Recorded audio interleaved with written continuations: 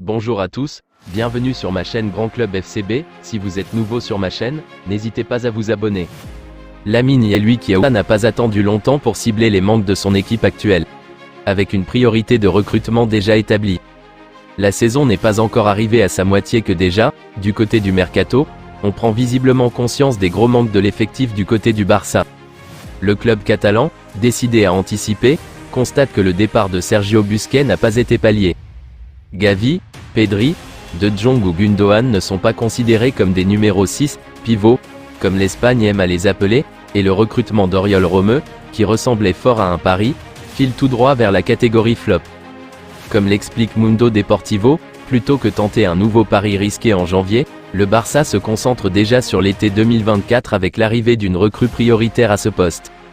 Le quotidien catalan lâche même d'or et déjà 3 noms qui seraient creusés par le club catalan. Martin Zubimendi, le milieu de la Real Sociedad, aurait la préférence de Xavi et sa clause à 60 millions d'euros le rendrait accessible. Bruno Guimaraes, le milieu de Newcastle, est aussi pisté mais le dossier coûte extrêmement cher et impliquerait au moins d'inclure un joueur dans la balance pour faire baisser le prix. Ederson dos Santos, révélation de Serie A avec l'Atalanta, serait une piste plus simple. Et le quotidien catalan Sport d'ajouter ces dernières heures un quatrième nom. En effet, Mavifer, le milieu néerlandais du Feyenoord, serait également suivi de très près par la direction Blaugrana. Si le départ de Xavi Hernandez n'est pas à l'ordre du jour, le Barça aurait une petite idée pour remplacer le Catalan s'il venait à voir son aventure s'arrêter prématurément. Pour le moment, il est sous contrat jusqu'en 2024 avec son écurie, et tout indique qu'il devrait prolonger son aventure. Mais si un accident industriel venait à arriver d'ici là, les dirigeants ont déjà une idée pour le remplacer. Et comme ils ont fait pour Xavi, et comme ils l'ont aussi fait par le passé avec des profils comme Luis Enrique et Pep Guardiola, les Espagnols pourraient opter pour un ancien de la maison, en la personne de Rafa Marquez.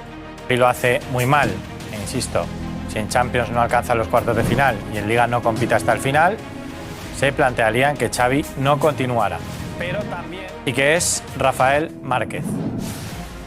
L'ancien défenseur des Blaugrana, 2003 à 2010, vainqueur de 2 Ligues des Champions avec les Barcelonais, s'est depuis reconverti en entraîneur, et représente le plan B de Joan Laporta en cas de départ de Xavi, comme le dévoile l'émission El Chiringuito. À 44 ans, il entraîne actuellement l'équipe B du Barça, comme Pep Guardiola avait fait par le passé.